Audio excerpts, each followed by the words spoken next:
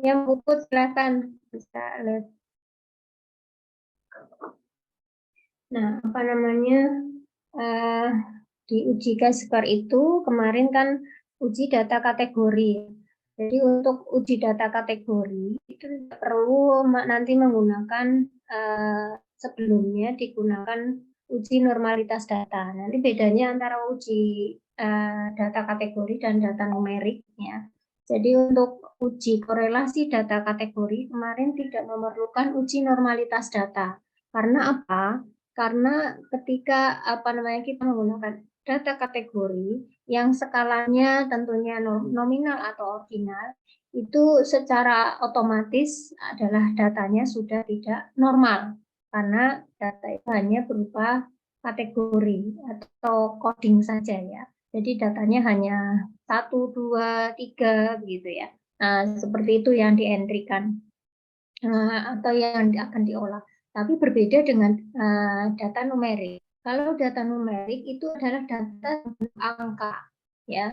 Data dalam bentuk angka itu adalah di sini bisa diukur normalitas datanya. Karena normalitas data itu untuk melihat kurva kenormalannya dan hanya untuk data numerik ya. Kalau untuk data kategori itu tidak perlu karena kalau diuji kategori itu mesti tidak normal.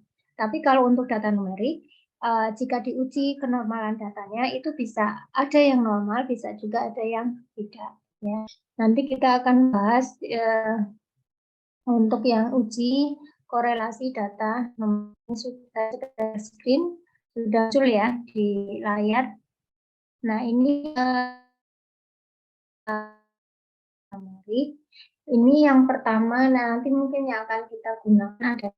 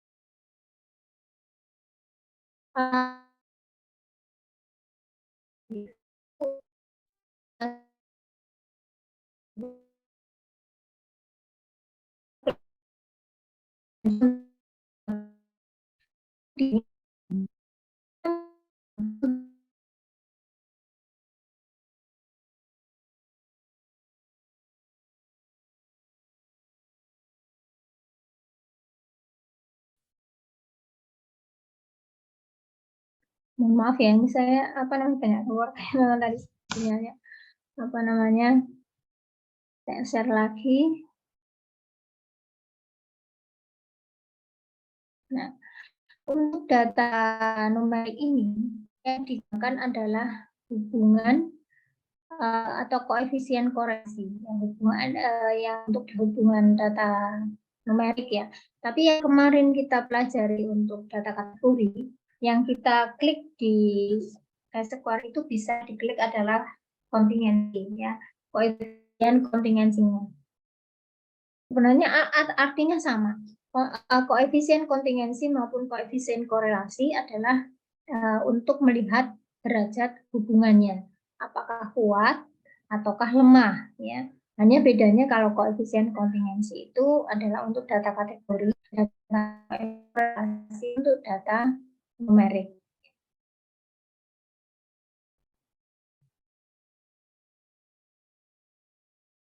Untuk data yang sifatnya kuantitatif atau numerik ya, ini bisa digunakan uji korelasi produk momen ya dari person ya, atau sering disebut produk momen ya.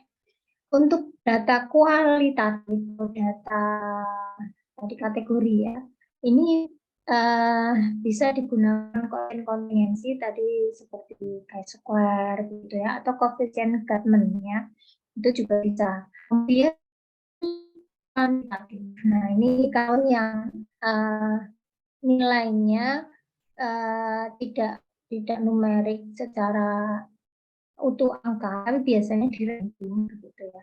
Kalau datanya tidak normal itu biasanya nanti otomatis komputer akan memberikan ranking. Nah, ranking itu nanti muncul bisa diuji yang menyerang atau bisa juga dengan korelasi dari Kendall ya. Tapi memang yang kita gunakan itu lebih banyak ke rank Spearman. Kalau Kendall itu jarang ya. Kendall ini mungkin kalau yang ini apa namanya data dari teknologi pangan kadang ada yang menggunakan Kendall ya. Tapi untuk data hasil dari biasanya pengukuran seperti status gizi, kemudian di masyarakat begitu ya, maupun klinis, biasanya menggunakan rank Spearman. Kalau Kendall itu biasanya data-data hasil laboratorium itu karena memang data laboratorium meskipun bentuknya angka, tapi kan itu hanya sedikit ya, sampelnya tidak terlalu banyak. Kemudian yang untuk mengetahui hubungan antara dua variabel itu mempunyai hubungan linier atau bukan, perlu dideteksi dengan menggunakan diagram.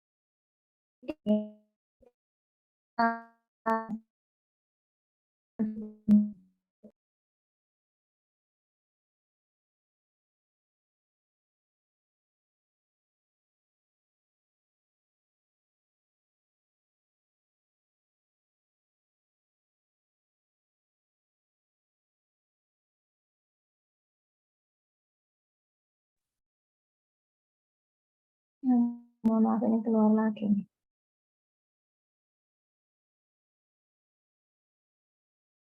Nah, atau mungkin tidak ada korelasi ya di sini ya.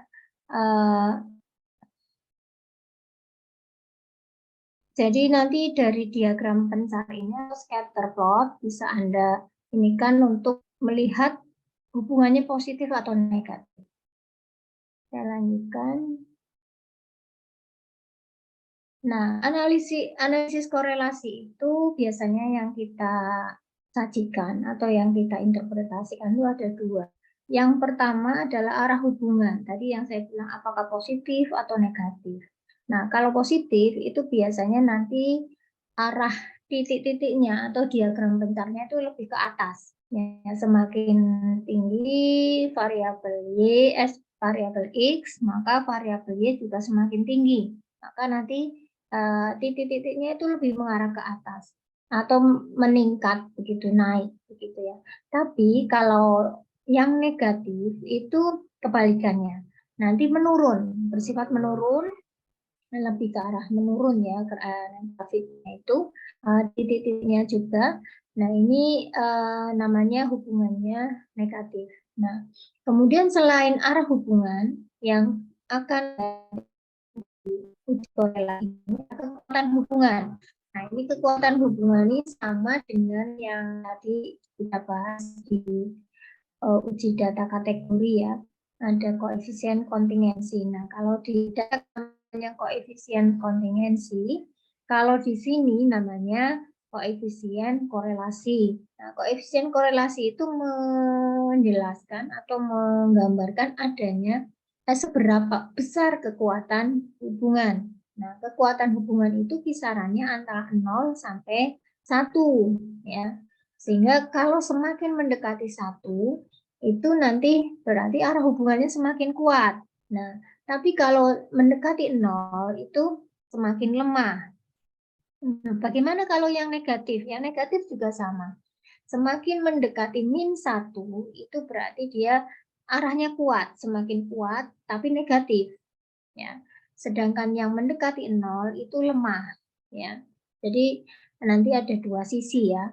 negatif dan positif ya. Jadi kalau seperti apa namanya itu, kalau membuat garis apa itu, kalau di matematika itu antara 0 kemudian sebelah sana positif 1, sebelah kirinya negatif 1. Nah, kemudian nanti kalau yang semakin mendekati 1 itu kuat positif, yang semakin mendekati -1 itu kuat negatif. Nah, itu untuk gambaran uji korelasinya, nanti dilihat dari situ. Jadi kalau misalnya lebih dari 0,5 ya, koefisien korelasinya berarti di situ hubungannya kuat ya. Tapi kalau yang -5 ya, itu berarti kuat tapi negatif. Itu kemudian sebelum melakukan analisis uji korelasi tadi sudah saya di awal sudah saya berikan ya, bahwa harus diuji normalitas datanya terlebih dahulu. Karena apa? Karena di sini datanya numerik ya. Jadi numerik itu maka kita harus bisa melihat apakah datanya normal atau tidak. Penormalan datanya seperti apa. Nah, kalau secara deskriptif itu bisa dilakukan dengan melihat kurvanya, bentuk kurvanya. Nah, kurva yang bentuk datanya normal itu biasanya bentuk kurvanya itu simetris. Nah, ada kurva begitu ya di atas, kemudian nanti tarik ke bawah itu nanti sifatnya simetris. Tapi kalau di sini untuk analisis uji normalitas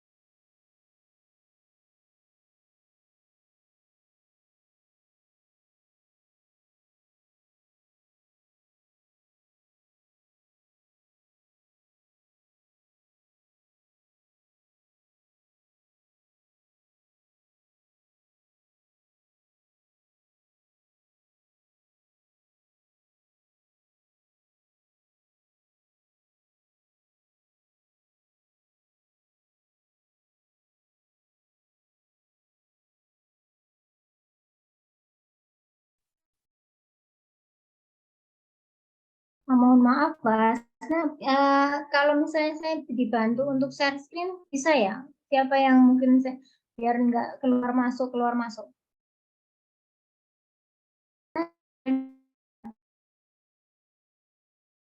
Bisa, Bu. Ya, bentar.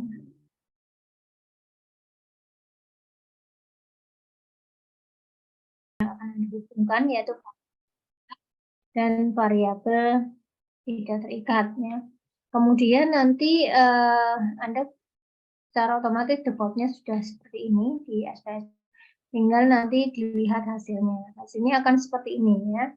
Nanti melihat apakah datanya normal atau tidak, melihatnya dari ini keterangan asimptomatik signifikansi. Nah, ya, ini jika apa namanya asimptomatik signifikansinya itu lebih dari 0,05, ini ya 0,591 atau 0,56, itu menunjukkan bahwa data tersebut adalah berdistribusi normal. Jadi kalau yang lebih dari 0,05 menunjukkan bahwa data tersebut berdistribusi normal. Nah, itu untuk yang uji Kolmogorov-Smirnov ya. Lalu yang uji Shapiro-Wilk kita ini kan pas praktek aja ya. Saya praktekkan langkah-langkahnya sama nanti dan apa namanya? melihatnya dari signifikansi juga. Kalau yang di atas 0,05 berarti dia normal. Nah, apabila kurang dari 0,5 berarti tidak normal. Nah, jadi kalau yang di atas 0,05 maka normal, kemudian yang di bawah 0,05 itu tidak normal.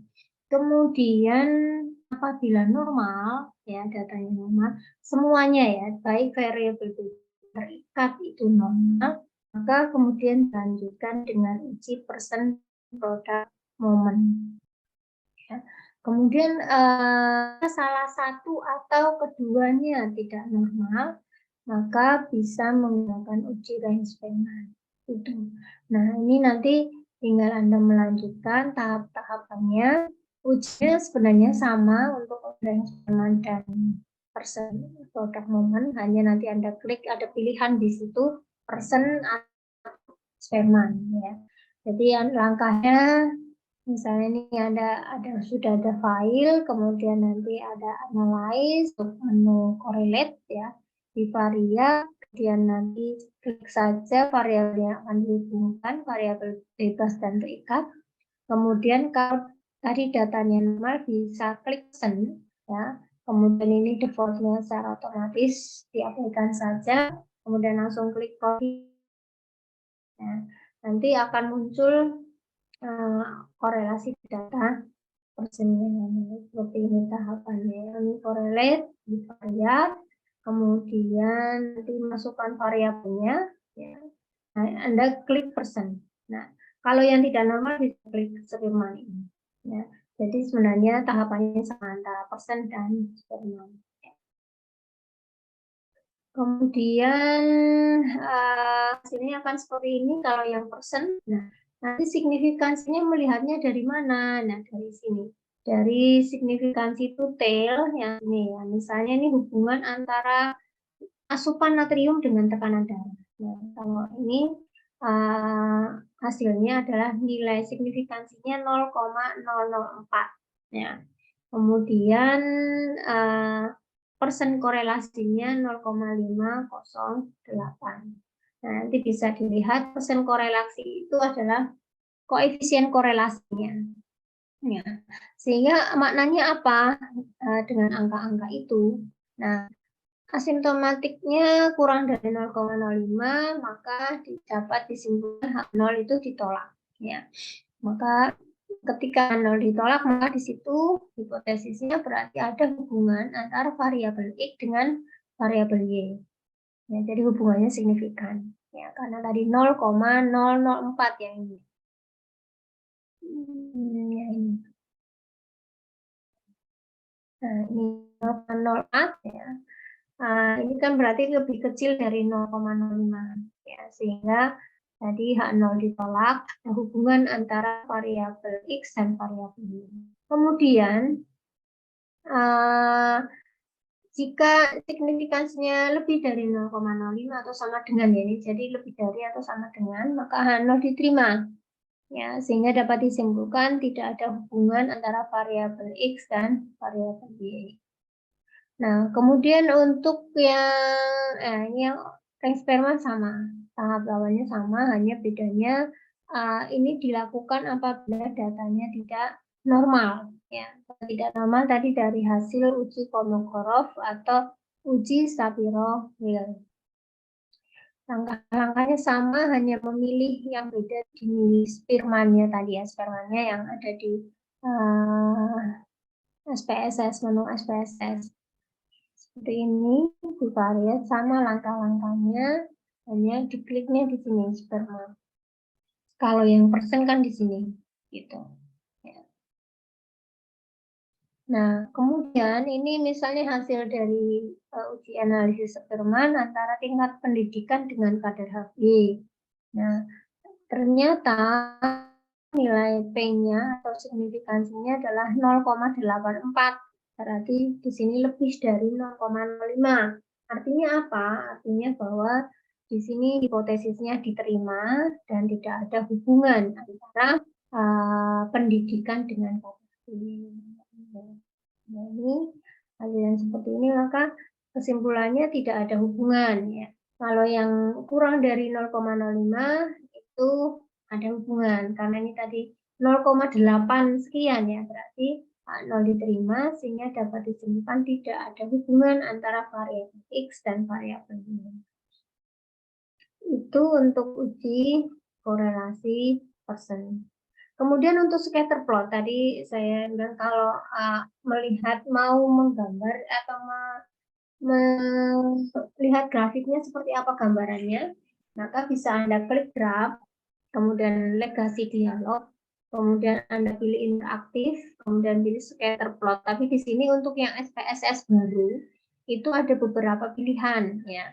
Ada scatter dot, ada scatter, ini macam-macam. Nanti mungkin saya akan praktekkan langsung saja dengan SPSS yang versi terbaru ya. Jadi kalau yang scatter plot ini yang versi lama dulu, SPSS 17 kalau nggak salah. Tapi kalau untuk yang SPSS 20 ke atas, itu sudah beda tampilannya. Nah, ini seperti ini.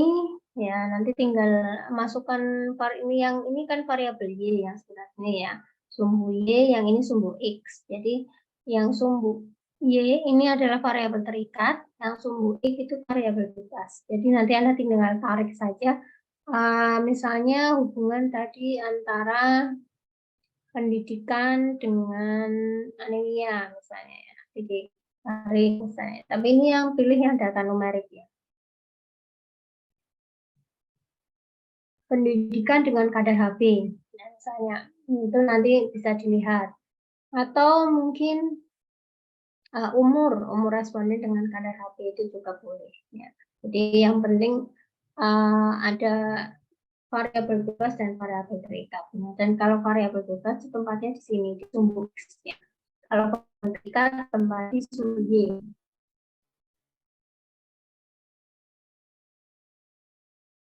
Kemudian lagi. Nah, ini bentuk scatter plotnya nanti akan seperti ini. Titik-titik ada grafik ya, ada kumpulan titik-titik. Nanti bisa dilihat kalau ini hubungan antara asupan Fe dengan kadar Hb. Nah, kalau kita lihat di sini itu terlihat titik-titiknya seperti naik ya, agak naik, tapi memang tidak semuanya naik. Ada yang naik, ada juga yang turun, tapi sebagian besar naik. Tapi nanti bisa dilihat dari gambaran seperti ini, apakah memang dia arah hubungannya positif atau negatif, apa korelasinya kuat atau lemah. Nanti bisa dilihat ya di hasil uji korelasinya. Kalau dilihat di gambaran sini memang agak sedikit naik. Jadi bisa disimpulkan kalau semakin tinggi asupan Fe, maka semakin tinggi kadar Hb. Nah, itu untuk kesimpulan yang grafiknya. Nah, semakin tinggi variabel X, maka semakin tinggi variabel Y. Nah, itu untuk apa namanya gambaran data numerik ya. Saya praktekkan SPSS-nya sebentar. Masuk ke SPSS.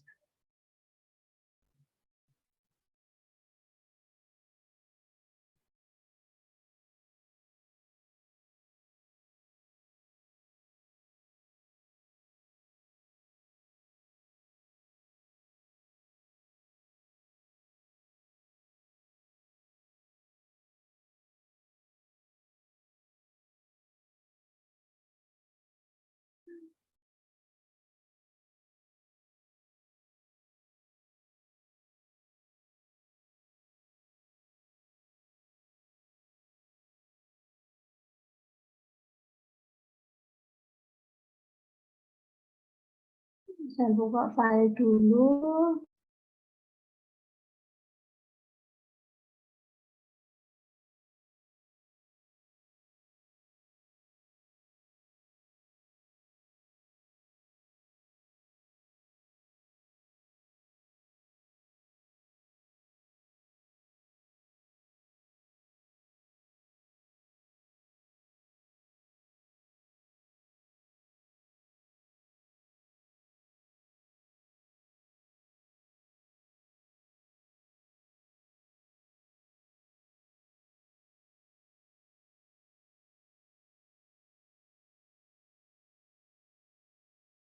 Nah, misalnya ini. SPSS ya. Dan di sini ada data kadar HB, protein, besi, asam folat. Nah, misalnya saya menggunakan antara asumsi dan kadar HB. Ini sama-sama datanya numerik. Maka yang pertama akan kita buat normalitas data bagaimana. Maka kita klik analysis tadi non parametric test ya. Kemudian nanti bisa dilihat kok ada non parametric test.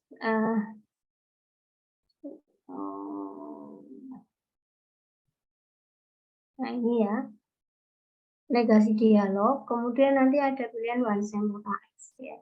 Jadi kalau di SPSS yang ini tadi yang versi 20 ke atas, one sample KS-nya setelah legasi dialog. Kita klik, nah kemudian di sini yang akan kita uji misalnya asupan besi dan kadar HB. Ya, kita akan melihat normalitas datanya. Datanya normal atau ya,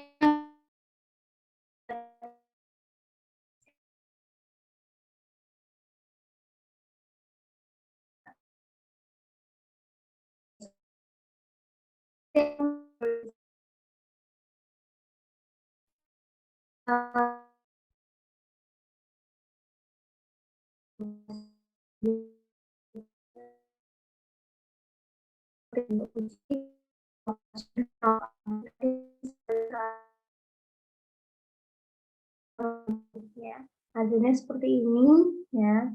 Jadi uji Kolmogorov Smirnov baik asupan besi maupun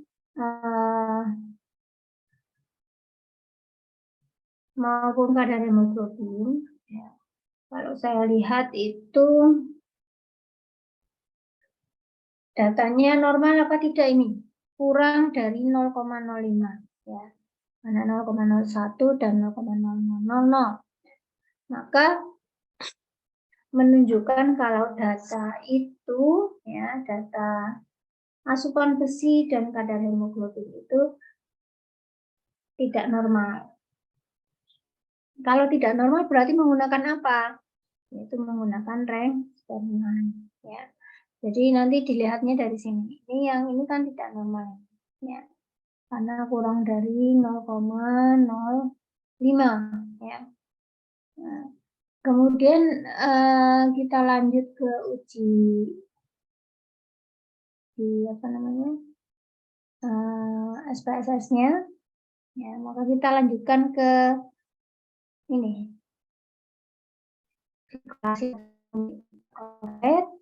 Kita lihat, kita klik yang normalitasnya tidak normal tadi kan asupan besi dan kadar HB ya.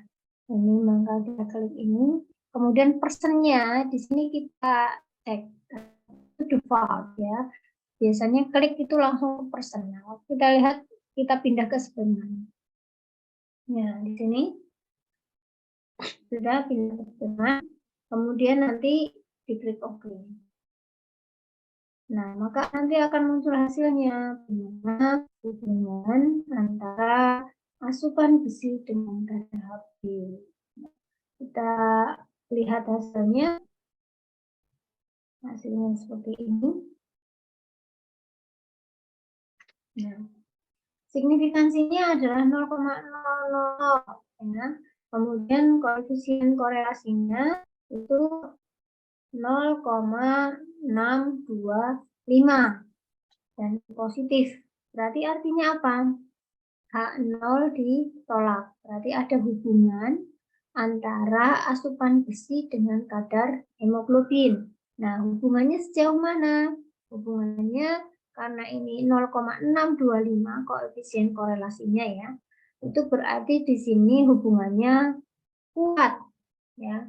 Kuat positif. Jadi semakin tinggi asupan besi, maka semakin tinggi kadar HB. Nah, itu untuk kesimpulannya.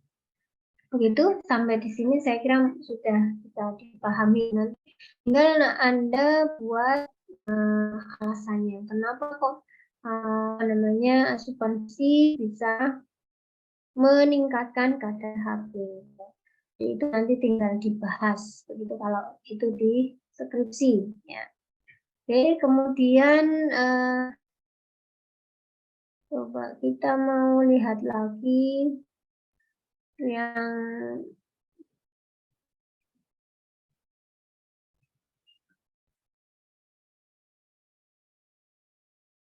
protein ya.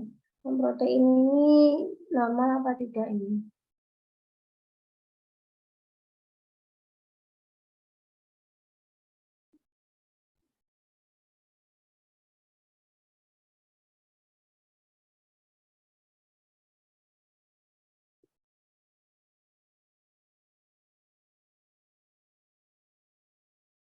Misalnya asupan besi kita ganti protein, kita lihat normalitasnya, ternyata sama asupan protein juga tidak normal, ya, sehingga memang digunakan rank Spearman.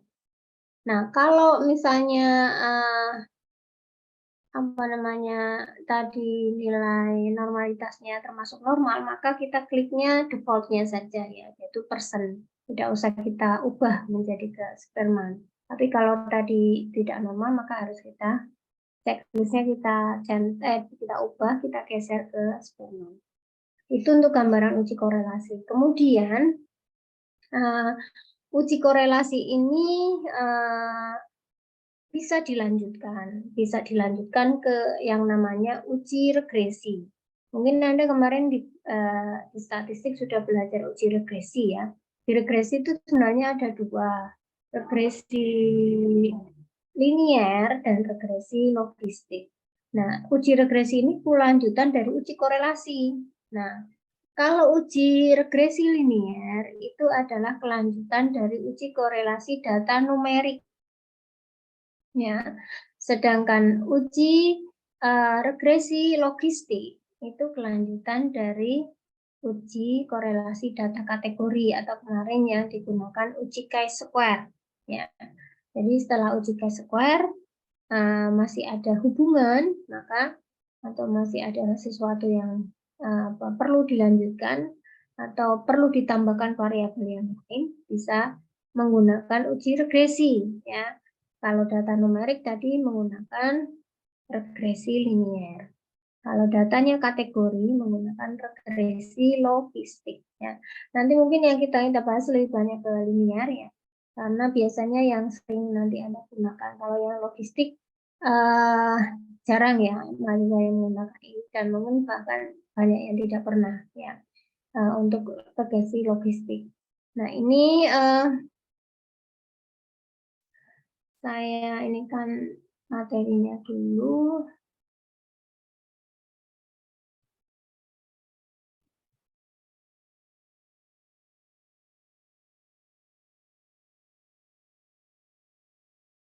Nah, uji regresi sudah muncul ya. Nah, untuk uji regresi itu ada dua, tadi regresi linier dan regresi logistik ya. Regresi linier itu kelanjutan dari uji korelasi data numerik, ini kurang data numerik ya. Kemudian uji regresi logistik adalah kelanjutan dari uji chi-square atau uji data kategori. Jadi nanti perlu diperhatikan kalau misalnya ada teman Anda atau mungkin siapa ya yang mau melanjutkan regresi linier, ya maka nanti dilihat dulu begitu dari asalnya dari uji korelasi data numerik atau dari data kategori ya. Kalau data kategori dari chi-square melanjutkannya dengan uji logistik, tapi untuk data linier maka dilanjutkan dengan kelanjutan dari uji korelasi data numerik. Baik, saya lanjutkan. Nah, regresi linier. Kita bahas. Regresi linier ini adalah korelasi antara dua variabel atau lebih. Jadi minimal dua. Ya. Nah, ini ada dua jenis uji regresi. Kalau yang dua variabel itu biasanya disebut regresi sederhana, regresi linear sederhana. Nah, kalau yang lebih dari dua variabel maka disebut uji regresi berganda. Ya. Analisis regresi ini sama dengan analisis korelasi. Nah, tapi bedanya pada uji regresi ini bisa untuk memprediksi atau meramalkan dalam bentuk persamaan matematis. Ya, nanti ada persamaan yang mungkin di matematika Anda sudah pernah ya, misalnya Y sama dengan A plus BX gitu ya. Y sama dengan A plus BX itu adalah persamaan untuk regresi. Ya. Sehingga memang di sini harus dipahami ketika Anda membuat suatu persamaan regresi Y sama dengan A plus BX, ya, maka di situ nanti bisa dilihat bahwa Y itu adalah tadi hasil dari persamaan tadi. A itu konstanta, B itu adalah koefisien dari X. Nah, ini nanti di hasil SPSS uji regresi semuanya sudah ada. A-nya, konstantanya sudah ada, koefisien X-nya juga sudah ada, yang B itu ya. Jadi A-nya berapa, B-nya berapa. A-nya bisa positif, bisa juga negatif. Demikian juga dengan apa namanya? Ini itu juga sama ya. Jadi nanti dilihat jika satu variabel dependen ini satu, maka tadi independennya juga bisa satu ya, atau bisa dua ya. Jadi dari yang sederhana atau yang ini apa namanya berganda. Gitu. Saya lanjutkan lagi untuk memprediksi itu tadi A plus B ya. Nah ini persamaannya seperti ini. Memang untuk persamaan regresi itu bisa ditentukan dengan beberapa cara. Kalau ini dengan menggunakan diagram, ya diagram itu dengan melihat persamaan regresinya atau garisnya ya. Biasanya itu kalau dulu Anda yang pernah belajar matematika itu dulu bisa melihat ini apa namanya menggambar persamaan, jadi metode tangan bebas atau dengan tadi metode kuadrat kecil dengan persamaan regresi. Jadi yang apa namanya sudah diketahui X-nya berapa, kemudian koefisien X-nya, konstantanya berapa, kemudian nanti bisa dilihat Y-nya begitu.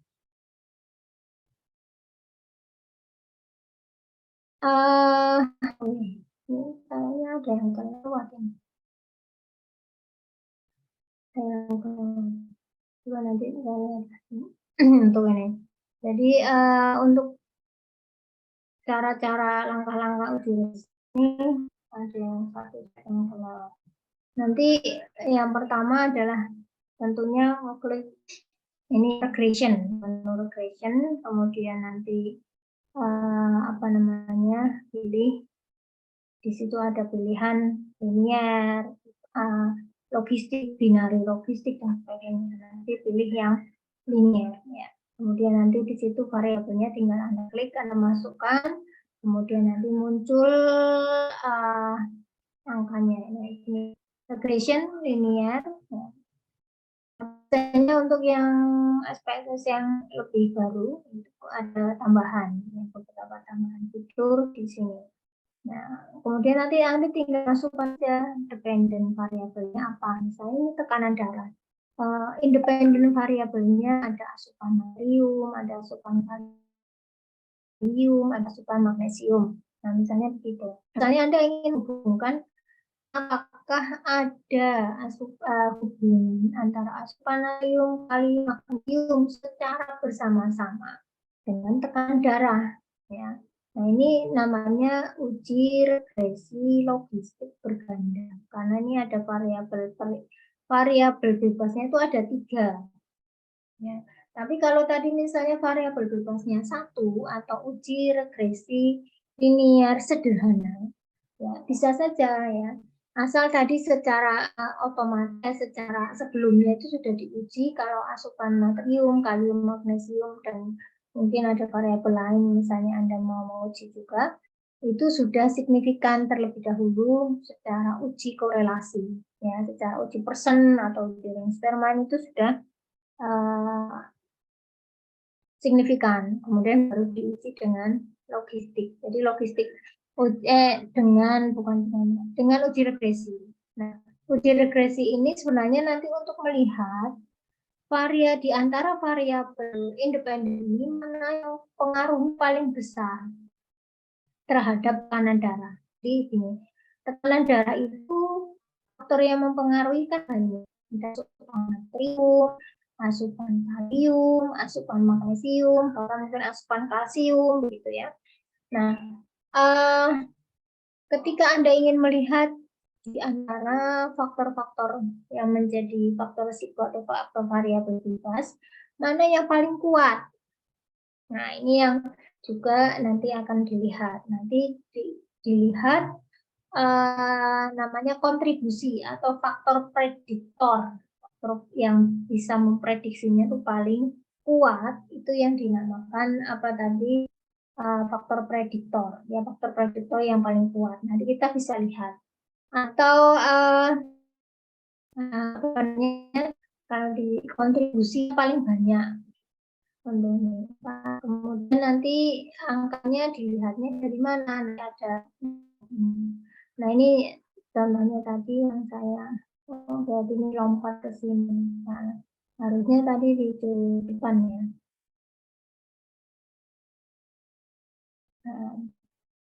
Nah, analisis resiliennya, nah,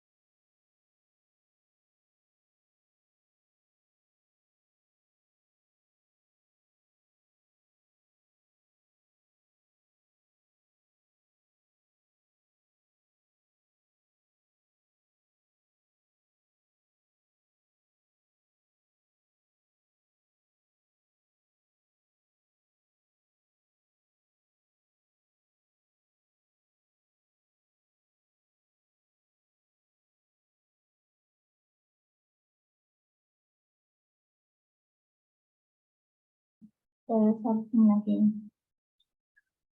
Oh, Mbak, bisa dijadikan Co-host lagi Mbak Hasna.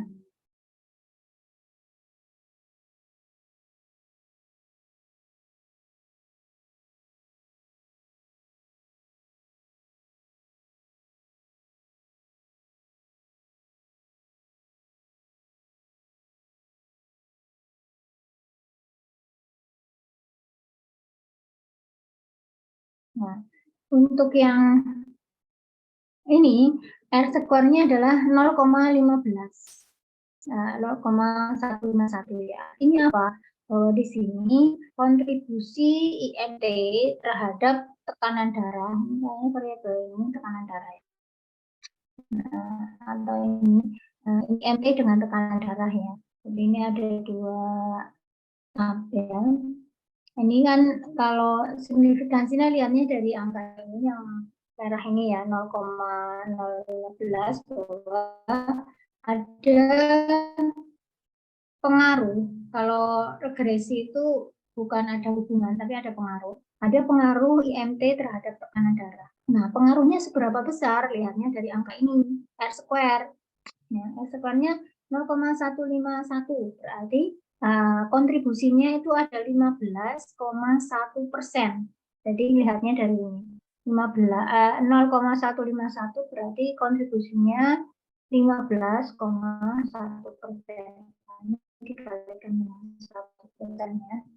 Nah, maka kemudian sisanya yang 85% itu dari faktor yang lain. Karena faktor untuk yang mempengaruhi tekanan darah itu kan tidak hanya IMT ya. Tadi ada asupan natrium, ada asupan kalium, ada asupan magnesium, ada mungkin merokok ya, kebiasaan merokok dan sebagainya itu sebagai faktor yang mempengaruhi tekanan darah. Juga genetik ya. Nah, ini dari penelitian ini disebutkan kalau pengaruh IMT itu 15,1%. Itu bisa dilihat dengan uji regresi. Ya. Kalau uji korelasi tidak bisa karena uji korelasi hanya menyimpulkan adanya hubungan atau tidak. Semakin tinggi variabel ini, semakin tinggi variabel Y misalnya. Semakin tinggi variabel X, semakin tinggi variabel Y. Jadi ini. Ya, jadi nilainya adalah dari 0,013, artinya bahwa IMT itu berpengaruh terhadap tekanan darah. Nah, pengaruhnya seberapa besar? Nah, prediktornya dari sini, dari R square 15,1%. Kemudian bagaimana pasangan base-nya? Maka Y sama dengan A plus BX. Ya.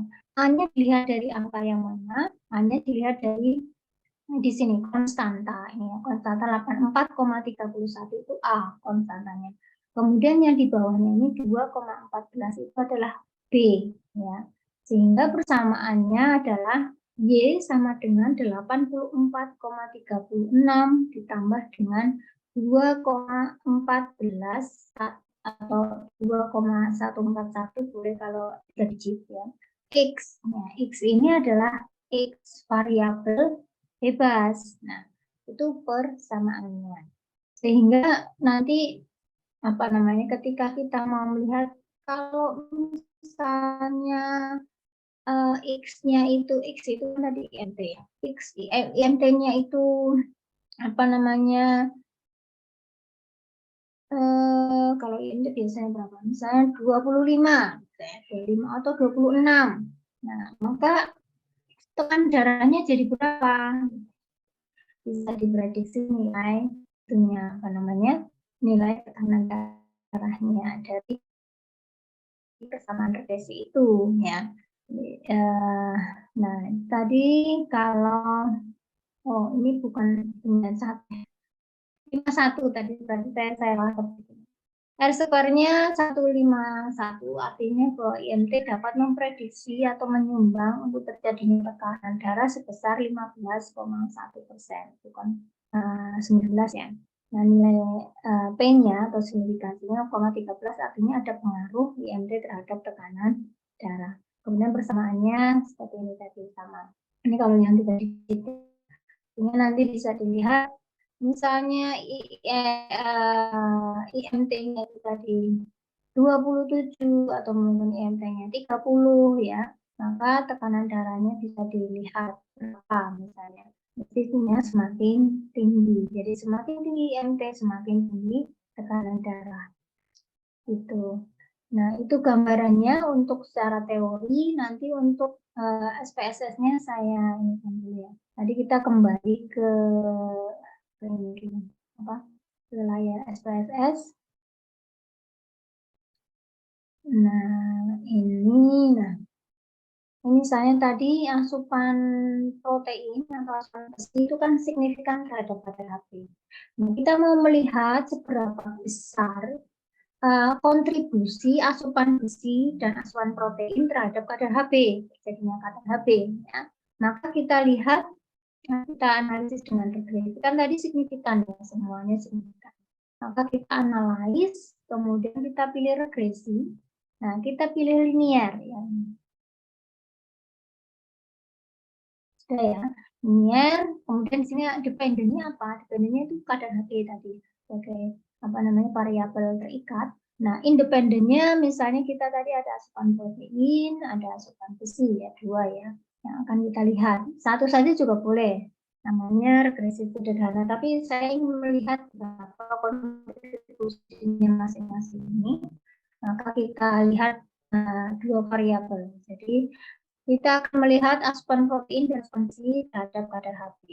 Kita metodenya kita klik enter. Kalau statistiknya, internetnya unstable.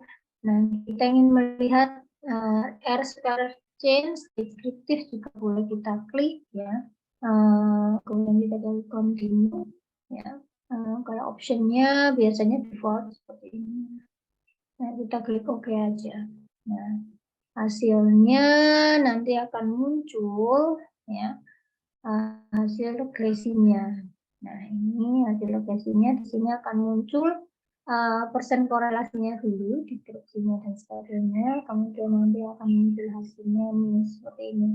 Hasilnya signifikannya 0,000. Berarti apa? Berarti ini asupan protein maupun asupan besi itu berpengaruh, sangat berpengaruh terhadap terjadinya kadar Hb atau terhadap terjadinya ya. Tapi biasanya kita anunya ke kadar Hb karena itu data numerik. Jadi asupan besi dan nah kita ini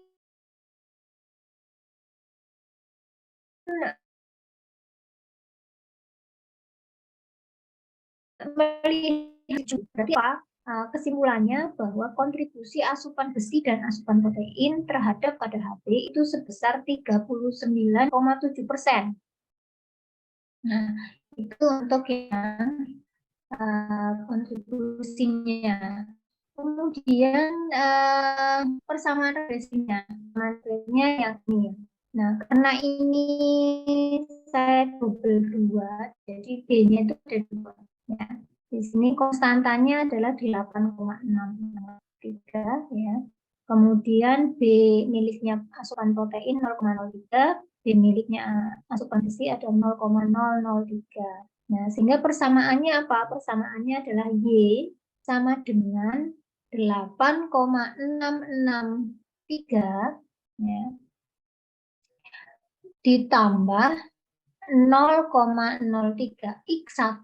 X1 itu asupan protein, kemudian ditambah 0,003 X2. X2 tadi asupan besi.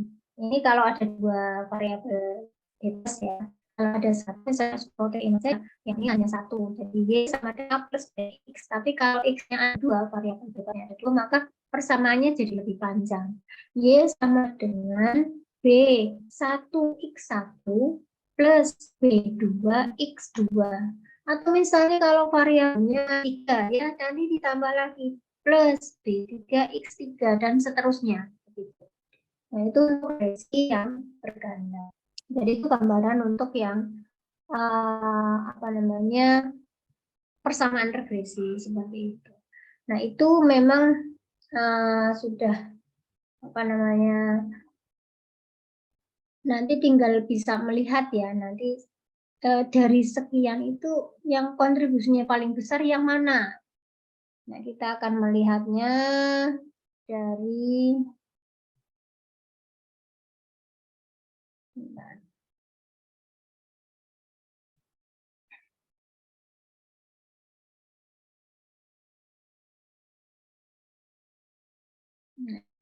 nanti kita bisa, kalau melihat satu-satu, ya kita bisa satu-satu dulu. Misalnya asupan protein Anda ukur dengan Anda dengan apa namanya, hubungkan dengan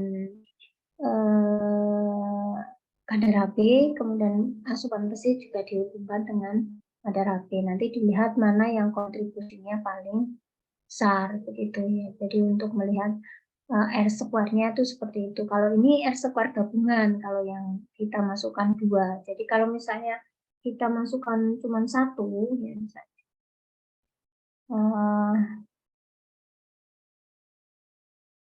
hanya regresi, hanya protein saja. Nah, ini asupan besinya kita keluarin dulu ya.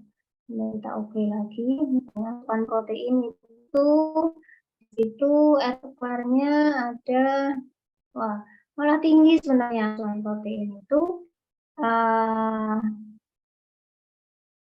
Kalau sendiri ya, kalau sendiri 0,395. Kemudian apa namanya, konstantanya 8,5, B-nya 0,035. Ya. Tapi kalau apa namanya, asupan besi, coba kita asup. Kalau sendiri malah lebih besar, tapi kalau digabung itu menjadi lebih kecil, itu bisa terjadi ya. Jadi variabel gabungan, dan di sini kita mau melihat yang tadi cuma asupan protein dan asupan besi secara sendiri-sendiri ya. Nah, ini kalau yang sendiri-sendiri asupan besi itu kontribusinya 0,033, tapi ketika digabung itu tadi jadi 0,39. Karena yang apa namanya, asupan protein tadi juga 0,39 ya. Yang asupan protein 0,39, yang asupan besi itu 0,33. Kita digabung jadinya 0,39 kelebihannya. Jadi mungkin di sini ya memang bisa saja terjadi karena ini variabel bebasnya adalah penggabungan dari 2 variabel gitu ya. Kalau yang tadi kan satu-satu. Kalau satu-satu ini nanti tinggal kalau bahasnya, kalau memang dihubungkan salah satu-satu kan bisa dilihat nanti mana yang paling besar kontribusinya. Bisa kalau di sini kita lihat asupan protein lebih besar dari asupan besi ya. Asupan besi tadi 0,3 atau 33%. Kalau asupan protein tadi 39%. Itu untuk gambaran uji regresi. Nanti uji regresi ini biasanya akan Anda lakukan sebagai kelanjutan dari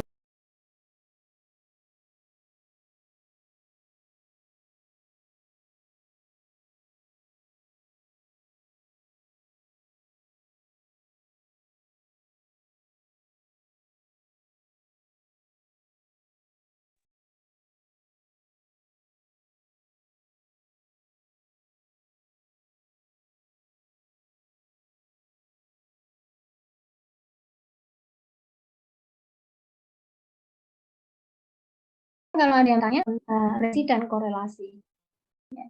Jadi gambarannya tadi seperti itu. Nanti mungkin untuk lebih jelasnya ketika nanti di praktikum ya, nanti setelah UTS kita akan ketemu lagi di apa namanya, praktikum SPSS ya, mulai dari uji Caspar, uji korelasi data numerik ya, persen sama transferman, kemudian nanti uji regresi, uji ANOVA, dan uji T. Nanti itu kelihatannya nanti saya gabung-gabung ya, memang gabung beberapa uji dalam satu pertemuan gitu. Karena kalau nggak salah saya hanya 4 pertemuan ya setelah dulu 4 atau 5 mungkin nanti untuk apa namanya kalau memang masih bisa. Karena Anda kan nanti tanggal 19 Juni sudah KKN IPE ya, sehingga nanti diharapkan praktikum sudah selesai sebelum tanggal 19. Itu ada yang mau ditanyakan? Silakan.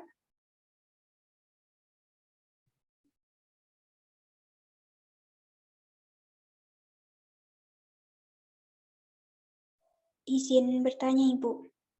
Ya, silakan, Mbak. Untuk kisi-kisi UTS-nya gimana ya, Bu? Apa saja gitu? Oh ya, UTS EADPG itu nanti dari materi pertemuan 1 sampai pertemuan 7 saja. Jadi SPSS kemungkinannya yang masuk itu hanya statistik deskriptif ya. Jadi sampai pertemuan 7 apa statistik deskriptif apa uji reliabilitas. Itu sampai pertemuan yang ke-7. Uji reliabilitas mungkin ya. Jadi sampai pertemuan untuk uji ini apa namanya sampai ke-7, pertemuan ke-7.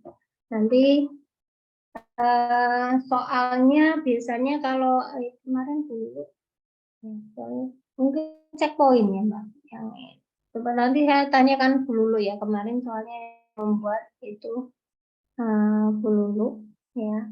Ini nanti saya tapi belum belum saya ya. Nanti RDPG tanggal berapa tuh UTS-nya?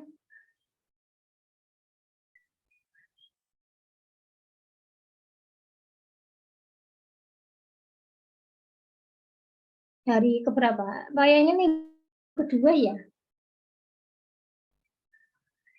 Yang kedua apa minggu pertama? Minggu kedua sepertinya, Bu.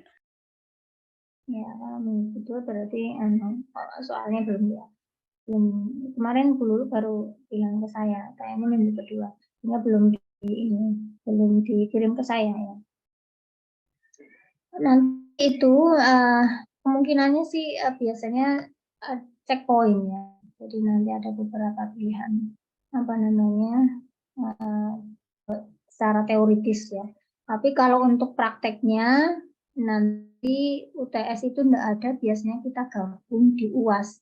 Nanti UAS itu ujian praktikumnya meliputi semua materi yang ada di praktikum ya dari NutriClean, NutriSurvey, WHO Antro dan SPSS digabung jadi satu ya. Nah, itu nanti di UAS setelah mungkin setelah Anda KKN ya. Sepertinya itu nanti untuk praktikumnya.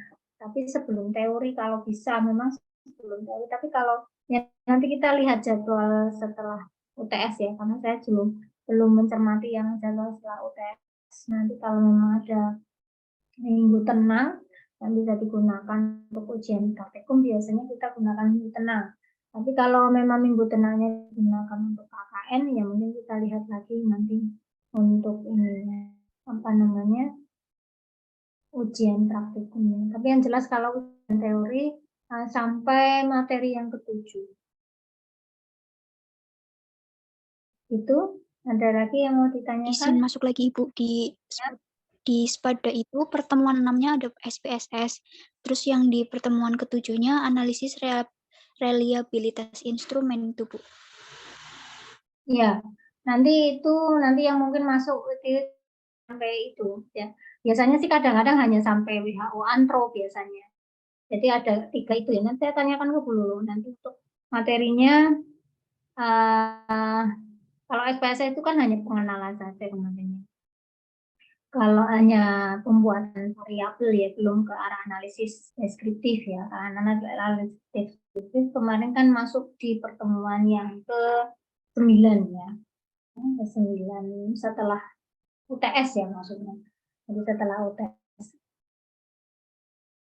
Nanti saya diskusikan dulu. Kemarin di dulu memang kemungkinan sampai WHO Antro, tapi nanti kalau sampai uji reliabilitas dimasukkan, ya mungkin nanti ada tambahan sampai uji reliabilitas. Yang jelas materi 1 sampai 7 ya.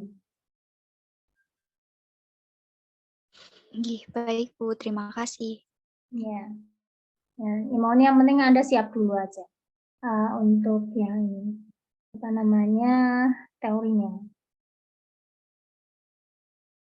Ada lagi?